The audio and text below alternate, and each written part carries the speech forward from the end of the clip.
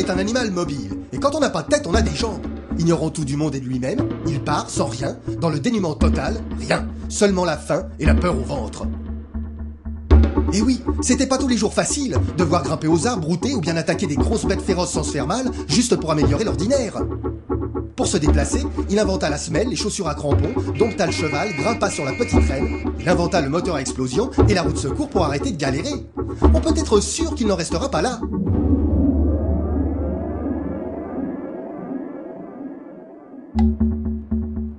Depuis la nuit des temps, ses petites jambes frêles l'emmènent loin, toujours plus loin. Affronter l'inconnu, c'est un peu comme plonger dans le vide, sans bouée ni parachute. Pourtant, il avance, et marcher, ça creuse. Il s'enfonce encore plus loin et court après ce qu'il appellera plus tard son beefsteak. Toujours par monts et par vaux, il lui arrive quand même de souffler un peu. Alors il invente la sieste. Mais la tribu des autres arrive, et ils sont nombreux les autres. Ils connaissent des tas de trucs les autres, qui leur permettent de s'installer, de profiter du coin.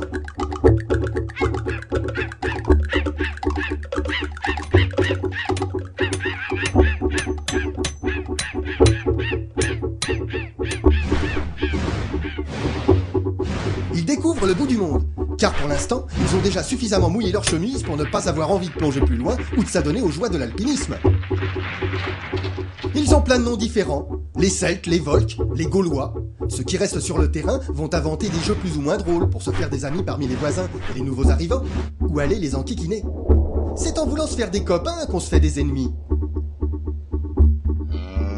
Depuis le début, l'homme cherche ses repères. Lesquels d'ailleurs? C'est pas simple.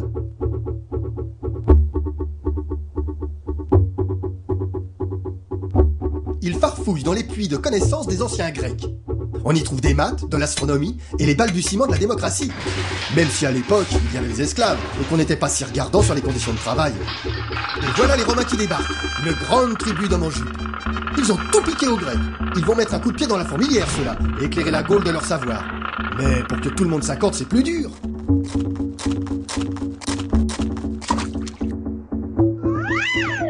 Ils arrivent avec les plans, mais c'est pas eux qui bossent. Après, les uns arrivent comme un cheveu sur la soupe. Mais c'est pas un cheveu, c'est toute une perruque. Ils poussent tout le monde. Et là, on découvre encore des têtes nouvelles. Construire un pays, c'est un peu comme faire le ménage quand on a des gosses à la maison. On vient de passer l'aspirateur, qu'il faut recommencer. Et ben après tout ça, là les Vikings qui déboulent, et qui s'incrustent en plus. Ils ont pas l'air commodes. Alors pour être peinard, on est obligé de leur laisser la Normandie. Comme ça, ils nous foutront la paix. Il y a tellement de choses à régler par la suite qu'on a du mal à s'y retrouver. Entre les guerres, les religions, les Anglais qui s'en mêlent.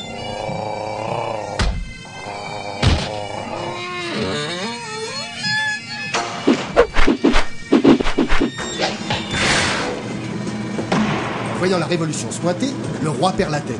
Et sans tête, on ne peut rien faire. Mais c'est pas grave, parce qu'à cette époque, on dit qu'on sera égaux, libres et tous copains. Alors on invente le citoyen, qui aura le droit de piétiner son territoire, comme ça, peu importe la pointure. Le principal, c'est de se trouver du bon côté de la frontière. On est immigré ou on ne l'est pas. Quelques temps plus tard, les gens d'outre-Manche nous surpassent. Ils viennent d'inventer une autre révolution, la révolution industrielle. En France, c'est pas de notre faute, mais on ne parvient pas à s'en tirer tout seul. Bien que la République proclame le droit du sol, la France gonfle, elle enfle, le sol ne suffit plus. Il nous faut des bras. Tant pis s'ils ne parlent pas la langue, mais on a besoin de gens motivés pour creuser, ramper, biner, fourrer, tisser, bref. Il faut se mettre au travail, avec une panoplie d'outils toute neuve. C'est ainsi que l'on inventa l'ouvrier français. Et tellement ça marchait bien qu'on alla en chercher d'autres, dans les villes et les campagnes, pour travailler dans nos villes et nos campagnes. D'abord des Belges et des Allemands, puis des Kabyles, des Italiens, des Polonais. Les Juifs, étant invités cordialement à fuir la Russie, vont montrer qu'ils sont fort mobiles aussi. Et c'est ainsi que la France se préserve toujours un peu plus de la consanguinité. Quand il y a du monde qui s'installe, il y en a d'autres qui arrivent. C'est bien fait tout ça, on n'a pas le temps de s'ennuyer. Il faut bien reconnaître que tout ça ne se fait pas dans le calme. En étant invité, on est plus ou moins bien reçu en France, même si au fond, tout va dans le bon sens. Certains finissent par comprendre qu'il y a des Français hors de France à qui on raconte que leurs ancêtres étaient les Gaulois. Et ça, c'est marqué dans les livres. On se pavane et on se vante d'avoir formé un empire colonial plein de force. Mais ça ne plaît pas à tout le monde. La preuve, tout ceci débouche sur une grande panique appelée la Première Guerre mondiale, qui allait confronter ceux qui pensaient être les plus forts. Et en 1914, bien que mobile, l'homme invente la guerre des tranchées en France. Et des soldats venus du monde entier viennent s'y planter.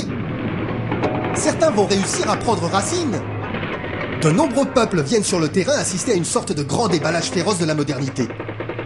Je ne sais pas si ce genre d'exercice a beaucoup convaincu les participants et leur a donné envie de participer. Toujours est-il qu'au lendemain du grand bazar, il fallait bien ranger. À côté de chez nous, on commence à faire le grand ménage. En Italie, ceux qui ne supportent pas l'odeur et le bruit des bottes doivent passer les Alpes.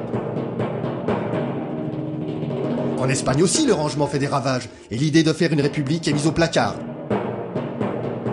Alors, le voisin espagnol plein de bon sens arrive par le sud-ouest, et découvre les joies de la promiscuité.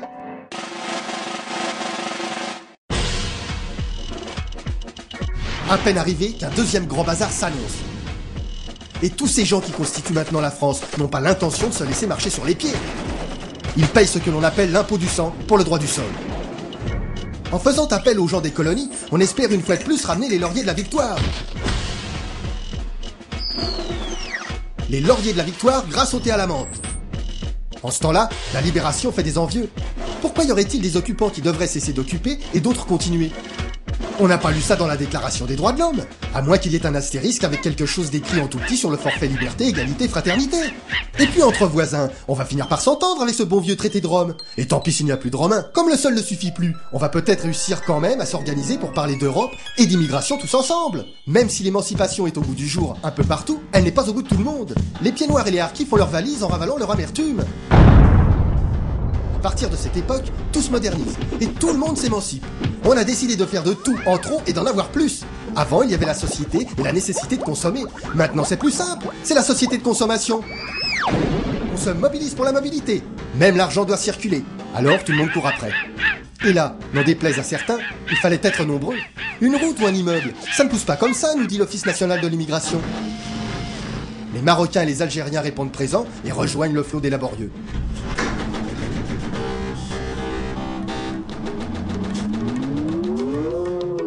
Sur le drapeau français, le blanc représente la somme de toutes les couleurs, et la paix pour ceux qui connaissent des régimes draconiens et des républiques bananières. C'est le cas des Portugais, des Turcs, des Sud-Américains, des Africains, des Vietnamiens. Si on se mettait à leur place, on en ferait autant. Une croisière forcée en boat people.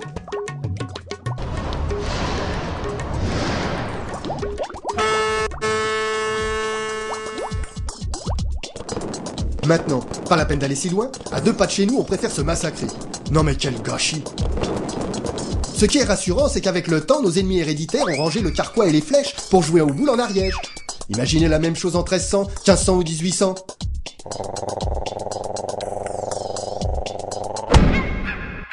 Le français, qui pense être français parce qu'il était là avant, peut toujours fouiller dans la malle du grand-père, mais ce n'est pas dit qu'il y trouve un casque de Gaulois ou un bouclier franc.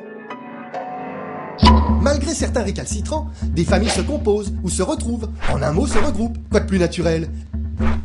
Et bien sûr que des enfants iront à l'école, ils pourront même faire des études supérieures. Ça suffit de jouer les gros bras, on peut réfléchir dans toutes les langues. Aujourd'hui que tout le monde connaît sa géographie, ça permet à certains de sortir de l'hexagone et de ne pas se sentir totalement perdu à l'étranger, et même de comprendre que l'étranger existe. Au lieu de cavaler sans cesse, il faudrait peut-être s'occuper des enfants. On va pas les laisser se débrouiller tout seuls. Après tout, on peut se demander si cela ne serait pas préférable. Les mômes, quand ils jouent ensemble, ils se moquent pas mal de savoir d'où ils viennent et de quelle couleur ils sont. On fabrique des frontières qui finissent